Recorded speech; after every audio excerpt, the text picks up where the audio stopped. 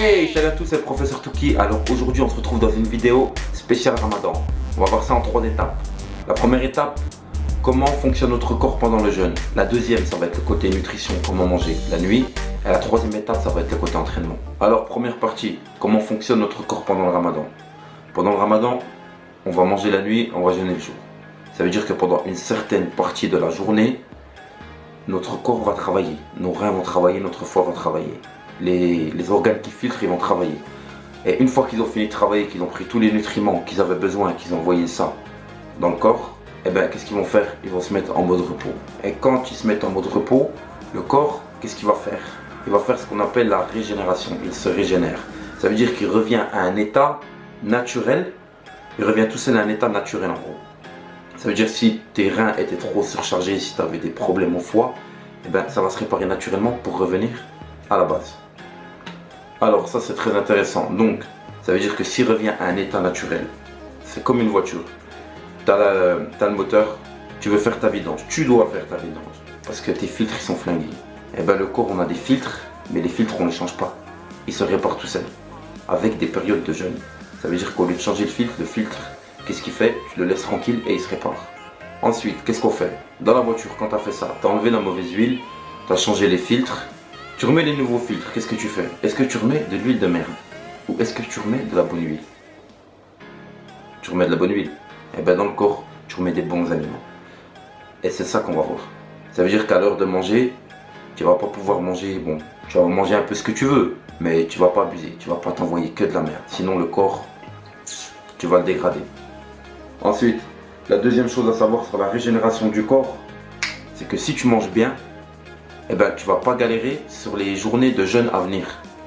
Ça veut dire que si tu t'envoies pas ce que tu dois t'envoyer la nuit en bons nutriments, tu t'envoies que du sucre, des choses comme ça, eh ben, le corps qu'est-ce qu'il va faire? Tu vas avoir des mal de tête, tu vas avoir des mal de ventre, tu vas avoir super faim, tu vas avoir super soif.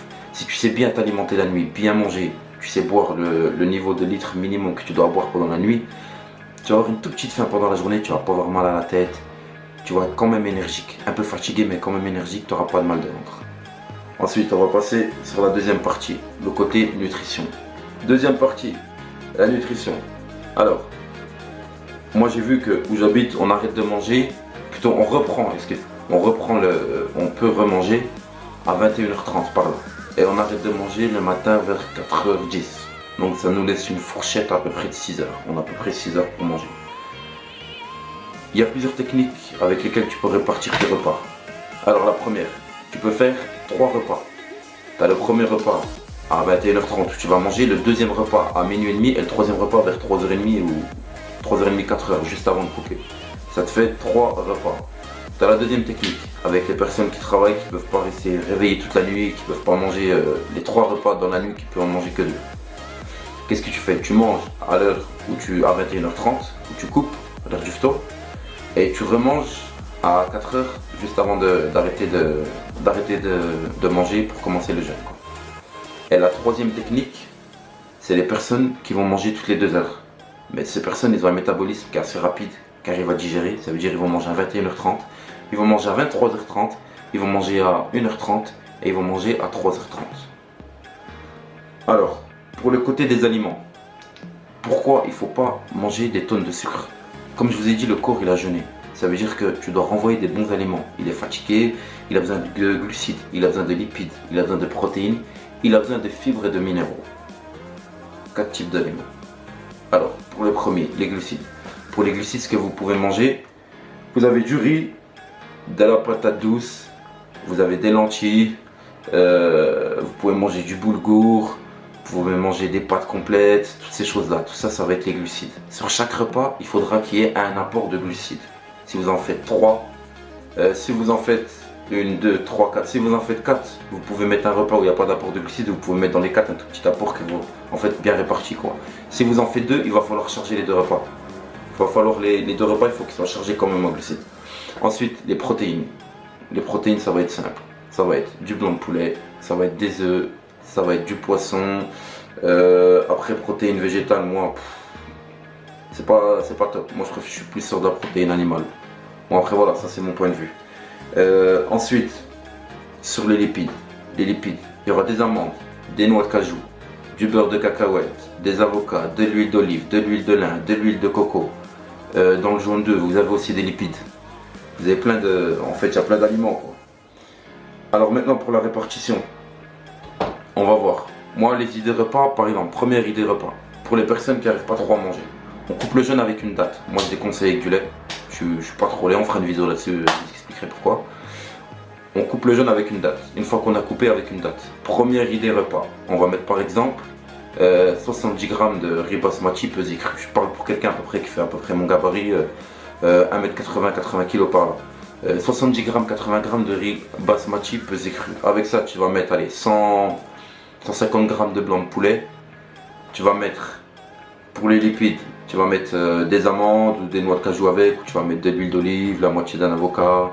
Tu répartis selon toi, selon ce que tu as envie de manger. Et avec, tu vas mettre des légumes verts et tu vas mettre un fruit. Pour les vitamines et les minéraux. Vitamines et minéraux, bah, toutes sortes de vitamines et les minéraux, excuse-moi, calcium, magnésium, zinc, toutes ces choses. Tout ce que le corps il a besoin. Parce que vu que tu as jeûné, tu es faible et tu as besoin en mort de vitamines et de minéraux. Pour la première chose, vous avez la première idée repas. Pour le deuxième au milieu de la nuit, vous pouvez par exemple prendre des flocons d'avoine. On va faire à ce moment-là, si tu as fait un gros repas là avec du riz, de la viande. Deuxième repas de la nuit, on va faire avec des œufs. Tu prends tes flocons d'avoine, tu mets dans ton mixeur, dans ton blender. Avec, tu vas mettre des œufs, tu vas mixer tout ça, tu vas te faire des genres de crêpes avec, tu vas mettre des amandes.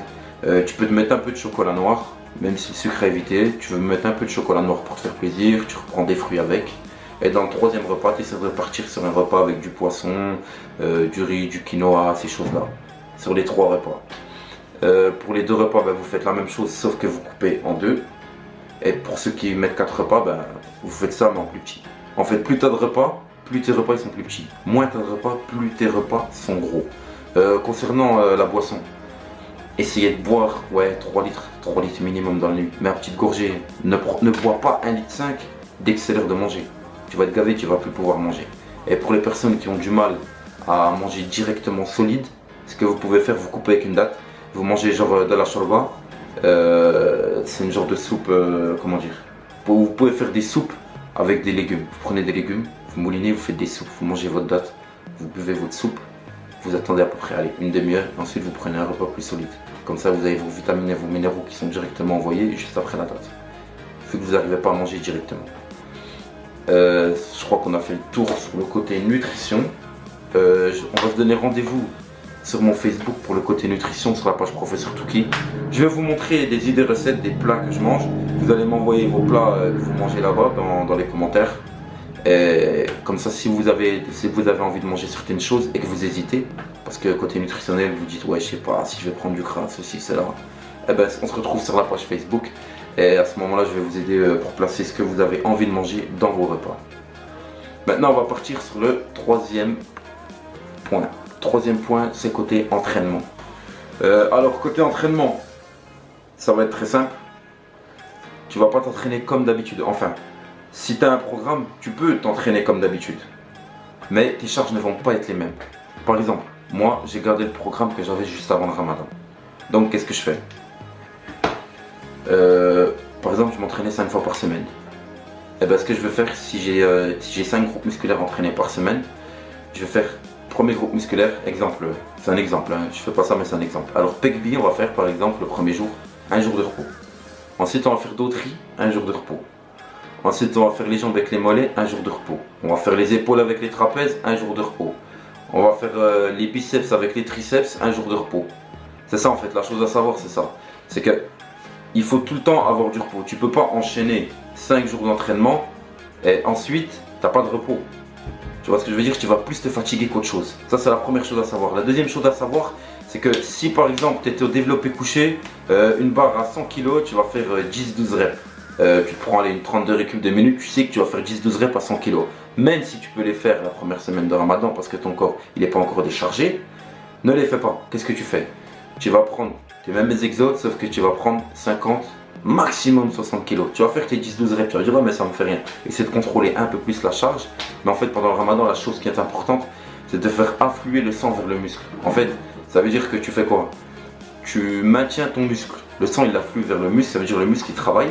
Mais on va pas blesser le muscle parce que le muscle il a pas d'eau. C'est comme une éponge. Tu prends une éponge qui n'est pas mouillée, tu peux la casser en deux. Une éponge qui est mouillée, tu vas la tordre, tu peux rien faire.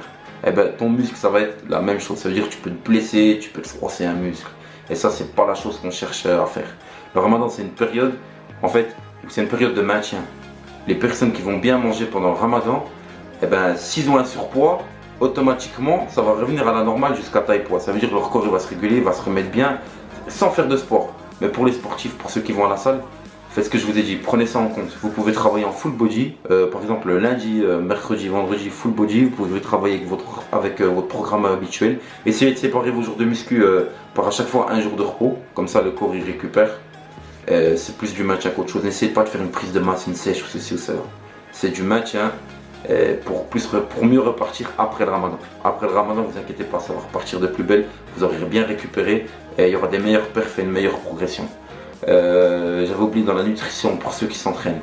L'idéal c'est que quand vous ayez mangé votre date après le iftar, quand vous avez mangé votre date, vous pouvez prendre un check. Parce que le corps il est fatigué. Et en plus si vous êtes entraîneur avant, le corps il est en hypo, ça veut dire il a besoin.